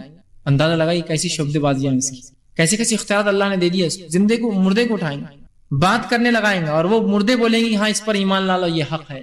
انداز اس لیے افسم فرمایا یہ جان لو اس سے پہلے تمام نبیوں ڈرا لیکن میں تمہیں ایک بات بتاتا ہوں، تمہارا رب کانا نہیں، یاد رکھنا تمہارا رب کانا نہیں. یہ صفت بتا رہی اللہ کی کہ رب کو پہچانو، اپنے اس کی صفتوں کو پہچانو، ورنہ ایسے شعبدے باز تمہاری عقیدے اور اعمال نہ برباد کر دیں. تو اس طرح کی فتنہ. اسی طرح ایک اور فتنہ یہ ہوگا کہ وہ ایک نوجوان کو بلائیں گا اور کہیں گا کیا میں تمہارا رب ہوں؟ اور نوجوان کہیں گا نہیں اللہ میرا رب ہے. کہیں گا اچھا تم مجھے چھوڑ کے اللہ کو رب مانتے ہو؟ وہ ایک تلوار لیں گا اور 2 حصوں میں سے کاٹ دیں گا. جب وہ کٹ جائیں گا تو لوگوں سے کہیں گا مجھ پر ایمان نہ لانے کا نتیجہ دیکھا، لیکن پھر بھی میں تم کو بتاتا ہوں کہ میں رب ہوں. وہ حکم دے گا اور نوجوان پھر جڑ جائیں گا. اس کو تم کو بتانے کے لیے کہ میں تمہارا رب ہوں اس کو تو کاٹ دیں گا، کہیں گا اٹھ جا، وہ نوجوان اٹھ جائیں گا. اس کے بعد کہیں گا اب مانتا ہے میں تیرا رب ہوں؟ تو نوجوان چونکہ کتاب و سنت کا متبع ہو کہیں گا اب تو مجھے پورا یقین آ گیا تو ہی دجال ہے. اب یقین آ گیا، اس لیے کہ رسول نے فرما دیا تھا، وہ یہ حدیث پڑھ چکا ہوں گا کہ تو ایسا کریں گا تو کہیں گے اب تو مجھے پورا یقین ہے تو ہی دجال ہے. اس کے بعد دجال سے قتل کر دیں گے. حقیقی قتل، پہلی شعبدے بازی ہوں گی اس کی 2 ٹکڑوں میں کرنا، بعد میں حقیقی مار دیں گے اس کو. ایک روایت میں آتا جب وہ حقیقی اس کو مارنے لگیں گا اللہ اس نوجوان کی گردن کو تانبے کی بنا دیں گے، وہ اس کو مار نہیں سکیں گے. بہرحال اور پھر ایک روایت نے فرمایا وہ مر جائے گا اور یہ امت کا سب سے بہترین شہید ہوگا، اس لیے کہ جو لوگ اس کو دیکھ رہے تھے کہ اب یہ ایمان لاتا ہے کیا، ان کے سامنے گواہی دیں گا اللہ کے رسول نے پہلے ہی بتا دیا تھا مجھے، اور مجھے تو اب اور زیادہ یقین ہے پہلے سے بھی کہ تو ہی دجال ہے۔ تو شریعت کا علم حاصل کرنا بہت ضروری ہے، تبھی اس کا انکار کر سکتے ہیں ورنہ پھنس جائیں گے۔ آپ دیکھیں کوئی آدمی کاٹ دے 2 ٹکڑے میں اور زندہ کر دے، اور کیا مردہ ماں باپ کو لا کے کھڑے کر دے، آسمانوں سے بارش برسا دے، جانوروں تھن سے دودھ دے رہے ہیں، زمین سے مال دولت نکال دے، کیا اس کو کریں گے؟ تو یہ اس کی شعبدے بازیاں ہوں گی۔ اسی طرح دجال کے تعلق سے غلط عقیدہ جو ہوتا ہے، اس کے پاس روٹیوں کے پہاڑ ہوں گے، سالن کی ندیاں ہوں گی، اور پتہ نہیں ایسے کچھ ہوتے ہیں۔ بہت سے لوگ اس طرح واقعہ بولتے ہیں، آپ صلی اللہ علیہ وسلم کے زمانے میں بھی صحابہ ایک صحابی کسی نے ایسی بول دیا، وہ آئے اور کہا اللہ کے رسول، اور کہا کہ دجال کے بارے میں اللہ کے رسول صلی اللہ علیہ وسلم سے جتنا میں نے پوچھا کسی اور نے نہیں پوچھا، میں نے کہا جو ہے دجال کے تعلق سے آپ نے پوچھا اور کہا کہ لوگ کہتے ہیں کہ وہ جو ہے اس کے ساتھ پانی کی نہریں ہوں گی اور روٹیوں کے پہاڑ ہوں گے، اور جس کو چاہیں گا روٹیاں دیں گا، جس کو چاہیں گا پانی دیں گا۔ آپ نے کہا ایسا نہیں ہے، وہ اللہ کے نزدیک اس سے کہیں زیادہ بے وقت ہے، مطلب یہ کوئی بات نہیں بیٹا، وہ اس سے زیادہ اللہ اس سے آزمائیں گا، لیکن ایسی کوئی حقیقت نہیں اس کے پاس ہوگا بول کر، ٹھیک۔ اسی طرح جو ہے دجال کے پیروکار کون ہوں گے، اس کے سپورٹرز، اس کے فوج کے ساتھی، اس کو کون وہ کریں گا؟ تو آپ نے اس کے تعلق سے بڑی وضاحت کی۔ انس بن مالک رضی اللہ عنہ حدیث کے راوی، آپ نے فرمایا اور کہا اصفہان سمجھتے ہیں آپ؟ یہ بھی ایران کا ایک شہر ہے، اصفہان کے 70,000 یہودی جو جبہ پوش ہوں گے، ان کی خاص شناخت ہوں گی، جبہ پوش یہودی دجال کے پیروکار بن جائیں گے، مطلب وہ اس کے انتظار میں ہوں گے، جب وہ آئیں گا ان کی تعداد 70,000 ہوں گی، 70,000، اور وہ سب سے پہلے اس کی فوج کے ممبرس ہوں گے، اس کے بعد تو ہر شہر سے وہ لیتے ہوئے چل رہا ہے فوج بنا رہا، لیکن یہ فرسٹ جو ہے 70,000 اس کے لیے ہوں گے جو انتظار اس کا کریں گے، اور وہ کریں گے۔ اور یہودیوں میں ایک عقیدہ بھی ہے، وہ ایک عقیدہ رکھتے ہیں کہ مسیح آئیں گا ان کے پاس جو ان کے ساتھ مل کر غیر یہودیوں کو قتل کریں گا، جیسے ہم کہتے ہیں عیسیٰ علیہ السلام آئیں گے اور غیر مسلموں کے ساتھ کریں گے، ویسے عیسائی کہتے ہیں عیسیٰ علیہ السلام آئیں گے اور غیر عیسائیوں کے ساتھ کریں گے۔ بہرحال بہرحال شیعہ کہتے ہیں کہ شیعوں کا امام آئیں گا، لیکن حقیقی بات یہ ہے کہ یہ معاملہ مسلمانوں کے لیے صرف، ٹھیک ہے۔ تو یہاں جو ہے اصفہان میں وہ آئیں گا اور یہودی اس کا انتظار کریں گے، 70,000 یہودی اس کے پیروکار بن جائیں گے، اس لیے کہ انہوں نے عیسیٰ علیہ السلام کا یہودی نے انکار کیا، تو ان کی کتاب کے مطابق ابھی ایک باقی آنا، اور وہ دجال کو وہ سمجھ رہے ہیں کہ یہ وہ ہے جو آنے والا اللہ کی طرف سے، عیسیٰ علیہ السلام کا انکار کر دیا اور جو ہے اس کو مان لیں گے وہ غلطی سے۔ اسی طرح جو ہے اس کے سپورٹرز کے تعلق سے جو آتا ہے وہ یہ ہے کہ کفار اور منافقین اس کی فوج میں داخل ہو جائیں گے، کافر کفار منافقین اس کی فوج میں داخل ہو جائیں گے۔ اسی طرح جاہل اور گوار دیاتی لوگ اس کی فوج میں شامل ہو جائیں گے، مطلب جس کو علم نہیں ہوگا یہ آسانی سے شبد بازیاں کریں گا اور ان کے والدین مرے ہوئے لوگوں سے بات کرائیں گا۔ اسی طرح جو ہے زمین کو آسمان کو حکم دیں گا بارش کا، زمین کو خزانے نکالنے کا، یہ دیکھ کر وہ جاہل لوگ اس کی فوج میں شامل ہو جائیں گے۔ اسی طرح آپ صلی اللہ علیہ وسلم فرمایا سب سے کثیر تعداد میں دجال کے فوج میں جو لوگ ہوں گے وہ عورتیں ہوں گی، اس لیے کہ عورتیں شریعت کا علم بہت کم حاصل کرتی ہیں سب سے زیادہ، حتیٰ کہ آپ صلی اللہ علیہ وسلم فرماتے ہیں، حدیث کے الفاظ سنیے، ایسے مسند احمد کی روایت ہے، دجال اس شوردار زمین میں کے مقام پر اترے گا، اس کے طرف نکلنے والوں کی کثرت عورتوں پر مشتمل ہوں گی، حتیٰ کہ آدمی اپنی قریبی رشتہ دار ماں، بیٹی، بہن، پھوپھی کو گھر میں بند کر کے جائیں گے اس خوف سے کہ میں گھر سے نکلوں اور یہ دجال کے ساتھ شامل نہ ہو جاؤں، اتنا وہ ان کو وہ کر لیں گا۔ اور ویسے بھی ہم دیکھ رہے ہیں عورتیں اپنا عقیدے پہ کہاں محنت کرتی ہیں، عقیدے پہ محنت نہ ہو اور کوئی آدمی آپ کو مردار ماں باپ سے ملا دے، نوجوان کو کاٹ کے زندہ کر دے، جنت اور جہنم بتا دے، زمین سے خزانے نکال دے، پھر تو کیا ہے، یہاں تو چھوٹے موٹے اس پر ہم وارے نیارے ہو جا رہے ہیں نا۔ اور وہ مسلمانوں کی تقدیر کون کون بتاتا ہے، بتانے کی ضرورت نہیں مجھے، کوئی آدمی آ گیا آپ کا ہاتھ پکڑ کے بتا رہا ہے لکھنؤ سے آپ کی تقدیر، کوئی آ رہا ہے اپنا مٹھو لے کر اور وہ بتا رہا ہے آپ کو تقدیر، کسی کی چپل سے تقدیر پلٹ جاتی ہے تو کسی کی جھاڑو سے معاملہ بگڑ جاتا ہے نا۔ یہ مسلمانوں کے حالات ہے، کسی کا جالا اگر ہوگا تو یہ ہو جاتا ہے اور فلاں ہوگا تو ایسی قوم کوہ پکارے تو فلاں ہوتا ہے، مینا اور طوطے اور الو ان کو تکلیف دیتے ہیں، ہر چیز میں جو ہر توہام پرست ہے، اس قوم کے لیے تو دجال تو بہت بڑا حقیقت ہے، توہام بھی نہیں ہے نا۔ جو قوم ایسی ایسی چیزوں سے ڈرتی ہے نہیں حقیقت، یہ جھاڑو سے یہ ہوتا، بلی سے وہ ہوتا، چپل سے یہ ہوتا، یہ تو دجال ہے بھائی۔ جب ہماری عورتیں اتنے کمزور عقیدہ ہوں گی تو دجال کے لیے تو بہت کہا سب سے زیادہ وہ ہوں گے۔ اسی طرح اب دجال کے فتنے سے کیسے نجات، یہ چند باتیں تھی دجال کی، یہ چند لوگ، اب اس کے فتنے سے کیسے، بس مختصر رکھ کے بات ختم کروں گا۔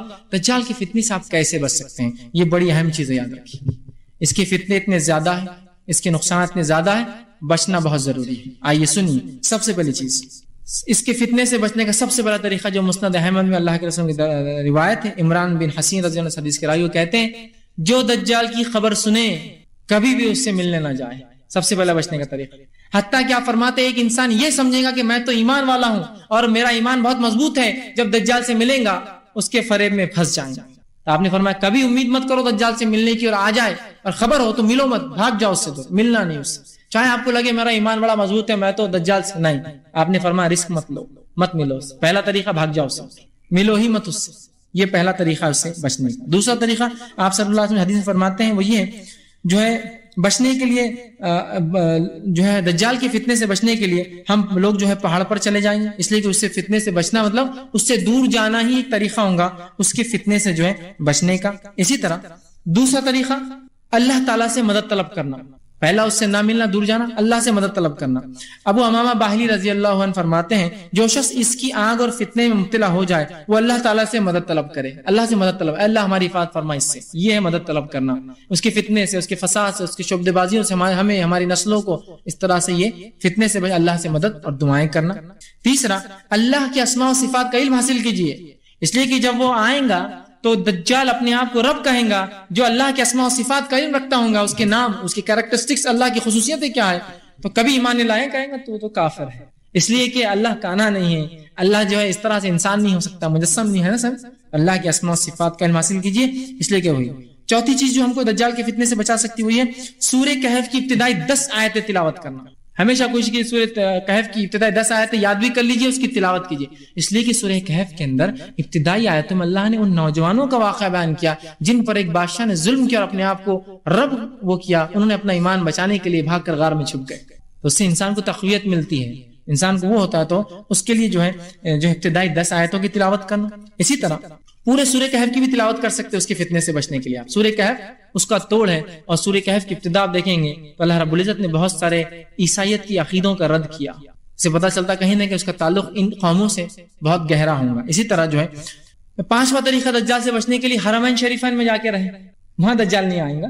مکہ اور مدینہ میں دجال کو داخلہ نہیں، تو یہ بھی ایک نجات کا ذریعہ ہے. کسی کو پتا چلے وہ زمانے میں ہو تو مکہ مدینہ چلے جائے سفر کر کے اور وہاں بچ جائے، یہ بھی ایک طریقہ ہے. اسی طرح نماز کے اندر دجال سے، چھٹا طریقہ دجال سے بچنے کے لیے نماز میں دجال کے فتنے سے پناہ مانگنا. جب ہم قاعدے میں بیٹھتے ہیں نا تو قاعدے میں دعائیں معصورہ کے بعد ایک دعا جو آپ صلی اللہ علیہ وسلم نماز میں پڑھا کرتے تھے وہ دعا آپ ضرور پڑھا کیجیے. اللہم انی اعوذ بک من عذاب القبر ومن عذاب النار ومن فتنۃ المحیا والممات ومن فتنۃ المسیح الدجال. یہ قاعدے میں پڑھنا ہے نماز کے اندر، ٹھیک ہے؟ تو یہ دعا کر سکتے، چھٹا طریقہ بچنے کے لیے. اسی طرح جو 7واں طریقہ دجال سے بچنے کے لیے وہ یہ ہے کہ دجال کے بارے میں لوگوں کو آگاہ کیا جائے. اس لیے کہ حدیث میں یہ ہے کہ دجال جب آئیں گا لوگ بھول چکے ہوں گے، تو لوگوں کو یاد دلایا جائے دجال، اس کی حقیقتیں، اس کے فتنے. ہر نبی نے یاد دلایا کوئی معمول، تو اس کے فتنے، اس کی حقیقتوں کو بار بار لوگوں کو یاد دلایا جائے. اسی طرح 8واں طریقہ علم شریعت کو حاصل کرنا اور اس کو اپنا اصلاح بنانا دجال کے خلاف. جیسا وہ نوجوان جس کو دجال کاٹیں گا، وہ کٹ جائیں گا 2 ٹکڑوں میں، لوگوں سے وہ کہیں گا دیکھو میں رب ہوں تمہارا، اس کو زندہ کروں گا، زندہ کریں گا، کہیں گا کیا مانتا ہے میں تیرا رب ہوں؟ وہ کہیں گے نہیں اب تو مجھے اور یقین آیا تو دجال. علم شریعت، اس کو شریعت کا علم ہوگا، اسے ڈٹ کر بولیں گا وہ، تو علم شریعت کو حاصل کرنا یہ بھی دجال سے بچنے کا ایک بہترین طریقہ ہے. اسی طرح آپ صلی اللہ علیہ وسلم فرمایا اگر دجال کسی کے سامنے آ جائے تو سورہ کہف کی فضیلت میں تھا، بہرحال سامنے آیا تو آپ نے فرمایا اس کے سامنے سورہ کہف کی 10 آیت تلاوت کرنا، اس پر تھوکنا. حقیر چیز ہے وہ، یاد رکھے، اسے ڈرنا نہیں. سورہ کہف کی 10 آیتیں تلاوت کرنا اور آپ نے فرمایا اس کے اوپر تھوکے جو اس کو دیکھے، اور اس کے سامنے 10 ہے. تھوکنا اس اعتبار سے کہ حقارت سے کہ ہم تیرے شعبدے بازی میں نہیں آئیں گے، تکبر سے نہیں، تکبر سے نہیں، حقارت سے کہ ہم تیری شعبدے بازی میں نہیں آئیں گے، چاہے تو جو بھی بتا دے ہم کو، دنیا آسمان بارش برسا دے، کچھ کر لے، اور سورہ کہف کی 10 آیتیں پڑھے. اسی طرح جو ہے اس سے بچنے کے جو ہے طریقے میں جو ہے ہر جو ہے دعائیں کرنا، پناہ مانگنے کی جو دعائیں، بہرحال بہت ساری دعائیں جو ہے ہم کرتے ہیں، بالخصوص جو نماز کے اندر جو دعائیں ہوتی ہے بہرحال ان دعاؤں کا کرنا. تو یہ بہرحال چند طریقے تھے جس طریقے سے جو ہے ہم جو ہے دجال کے فتنے سے بچ سکتے ہیں. اسی طرح دجال کے فتنے سے بچنے کے طریقے میں جو 8واں ہے کہ دجال سے لڑائی کے لیے ایمان والے تیار رہیں. اس لیے کہ حدیث میں الفاظ ہے ایمان والے دجال سے لڑائی کے لیے تیار ہوں گے، اور جو ہے جب وہ آئیں گا اس سے لڑیں گے اور اس کے بعد اس کو اور اس کی فوج کو قتل کریں گے. اسی طرح جو ہے دجال جو ہے کا سامنا اگر مسلمان سے ہو جائے تو وہ اس پر تھوکے اور سورہ کہف کی آیتیں تلاوت کرے. اسی طرح جو ہے دجال کہاں ختم ہوگا، یہ تو تھا شعبدے بازی، یہ بچنے کا طریقہ. بس آخری جملے کہاں ختم ہوگا، کون ختم کریں گا، یہ میں آج پورا نہیں رکھوں گا کیونکہ اس کے قتل کا تعلق اگلی نشانی سے جڑا ہوا ہے، وہ ہے نزول عیسیٰ علیہ السلام. وہ اگلے اس میں جائیں گا، مکمل میں یہاں لے لوں گا تو پورا وہ عنوان پھر یہاں لینا پڑے گا. تو بس مختصر یہ کہوں گا کہ دجال جو ہے بھاگیں گا اور مسلمان اللہ سے دعائیں کریں گے، اللہ ان کی دعائیں قبول کریں گا، امام مہدی دعا کریں گے، عصر کا وقت ہوگا، اقامت دی جائیں گی، شام کا علاقہ ہوگا، وہاں کی جامع مسجد کا سفید مینارہ ہوگا، اور عصر کے وقت عیسیٰ علیہ السلام مسلمانوں کی دعاؤں کے بعد دجال کے فتنے سے بچنے اور اسے ختم کرنے آسمان سے 2 فرشتوں کے کاندھوں پر ہاتھ رکھ کے زمین پر نازل ہوں گے۔ اس کے بعد امام مہدی کہیں گے آئیے نماز پڑھائیے، وہ کہیں گے نہیں اقامت تمہارے لیے تھی، تم پڑھاؤ، پیچھے نماز پڑھیں گے امام مہدی کے، اور اس کے بعد عیسیٰ علیہ السلام جو ہے کچھ لوگوں کو لے کر دجال کی طرف بڑھیں گے۔ دجال جو ہی عیسیٰ علیہ السلام کو دیکھیں گا وہ بھاگنا شروع کریں گا، دور بھاگیں گا ان سے، اور بھاگتے بھاگتے وہ فلسطین کے شہر لد میں پہنچ جائیں گا۔ لد جو ہے یہ فلسطین کا ایک معروف شہر ہے، آج کل بہرحال اسرائیل کا اس پر قبضہ ہے، اور یہ اسرائیل کا ملٹری بیس اور ایئر فورس بیس یہی ایک ہے لد۔ تو مقام لد وہ پہنچیں گا، مقام لد وہ عیسیٰ علیہ السلام وہاں اس کو پکڑیں گے، مقام لد پر وہ گٹ جائیں گا ان سے، اور عیسیٰ علیہ السلام آگے بڑھیں گے۔ آپ فرماتے ہیں عیسیٰ علیہ السلام جب اس کو دیکھیں گے صرف ان کے دیکھنے سے وہ ایسا پگھلیں گا جیسا پانی میں نمک پگھلنا شروع ہو جائے گا۔ پھر بھی عیسیٰ علیہ السلام آگے بڑھیں گے، نیزہ لیں گے اور اس کو نیزہ ماریں گے اور نکال کے لا کر مسلمانوں کو، کیونکہ مسلمان لڑ نہیں سکتے، اسے یاد رکھیے، یہ اللہ کا ایک نبی آئیں گا اس سے، یہ خاص 1 to 1 جو جنگ یہ دونوں کی ہی ہو سکتی ہے، فوج لڑیں گے عام لوگوں سے، یہ نہیں، پھر لائیں گے نیزہ اور مسلمانوں کو گواہی کی طرف بتائیں گے دجال ختم ہو گیا ہے، ٹھیک ہے۔ تو اس کا خاتمہ عیسیٰ علیہ السلام مقام لد پر جو ہے وہ کریں گے۔ اسی طرح آخری 5 باتیں جو دجال سے تعلق اور آپ سے اس کا الفاظ استعمال کی رکھ کے ختم کرتا ہوں۔ پہلی بات، ابو سعید خدری رضی اللہ عنہ فرماتے ہیں اور کہتے ہیں کیا تمہیں ایک ایسی بات نہ بتاؤں جس کا مجھے تمہارے بارے میں دجال سے بھی زیادہ خوف ہے۔ دجال کا تو میں نے بتایا، اس سے زیادہ خوف کیا ہے؟ تو کہا شرک خفی، ریاکاری کے لیے عبادت مت کرنا۔ دجال سے زیادہ خوف کا آپ نے اظہار کیا اس سے۔ دوسری حدیث میں آپ فرماتے ہیں، دوسری بات جو دجال سے تعلق تھی وہ یہ ہے، آپ صلی اللہ علیہ وسلم فرمایا دجال کے فتنے سے بڑھ کر مجھے اپنی امت پر جس چیز کا خوف ہے وہ گمراہ کن پیشوا ہے۔ دجال سے زیادہ نقصان گمراہ کن پیشوا مچائیں گے جب وہ اہل نہیں ہوں گے اور پیشوائی مسلمانوں کی لیڈرشپ کریں گے۔ تیسرا آپ نے دجال سے کمپیئر کیا ان حدیث میں۔ تیسرا فرمایا آپ نے میری امت کا ایک گروہ ہمیشہ حق کی خاطر مخالفین سے لڑتا رہے گا اور غالب آتا رہے گا، حتیٰ کہ آخری شخص جو ہے آخر میں وہ شخص مسیح دجال سے لڑیں گے، وہ لوگ وہ گروہ، اور جو اس پر بھی غلبہ پالیں گے۔ اس طرح آپ نے فرمایا فتنوں پر انسان ثابت قدم رہے، اور اللہ کے بندو اللہ نے فرمایا ہم کو ثابت قدم، تو اگر ایسا فتنہ ہمارے دور میں آتا ہے ہم ثابت قدم رہے۔ 5ویں بات جو فرمایا وہ یہ ہے کہ آخر زمانے میں جنگ سفید ہتھیاروں سے ہوں گی۔ اس کا مطلب یہ تلوار، سفید ہتھیار جو حدیث میں الفاظ ہے اس کا مطلب ہے تلوار، گھوڑے، نیزے، تیر، ان سے جنگ ہوں گی، یاد رکھیے۔ اس سے پہلے اس کی وضاحت کر دیا کہ ٹیکنالوجی اتنی ہائی ہونے کے بعد پھر یہ کیوں استعمال ہوں گے، میں پچھلے درس میں پوری تفصیلی وضاحت کر چکا ہوں کہ زمانہ جائیں گا تو صحیح ٹیکنالوجی میں، لیکن ٹیکنالوجی اتنی ڈیولپ ہو جائیں گی ہر آدمی دوسرے کو دور سے مار سکتا ہے۔ ریئل فائٹ تو وہ ہوں گی جو گراؤنڈ لیول پر لڑی جائیں گی، پھر زمانہ پلٹ کر اسی اصلیت پہ آئیں گا جس اصلیت سے ختم ہوا ہے، وہی گھوڑے اور وہی تلوار، وہی نیزے، پھر بہرحال اس سے پہلے آ جائیں گے۔ تو بہرحال ہمیں چاہیے دجال کے تعلق سے علم حاصل کریں، اس کے فتنوں کا علم حاصل کریں، اس سے بچنے کے لیے اللہ سے دعائیں کریں اور اس کا ذکر کرتے رہے تاکہ لوگ اس کو یاد رکھیں، اور گمراہ کن باتوں، گمراہ کن لوگوں، گمراہ کن جو ویڈیوز اور پکچریں ہوتی ہے جو انسانوں کو پتہ نہیں دجال کس کو بتا رہی ہے، پتہ نہیں دجال کسی کے پاس آ کر گیا، ان تمام سے بچ کر یہ صحیح عقیدہ تھا دجال، شر، فتنے اور حفاظت کیسے کرے میں نے آپ کے سامنے رکھی۔ اللہ رب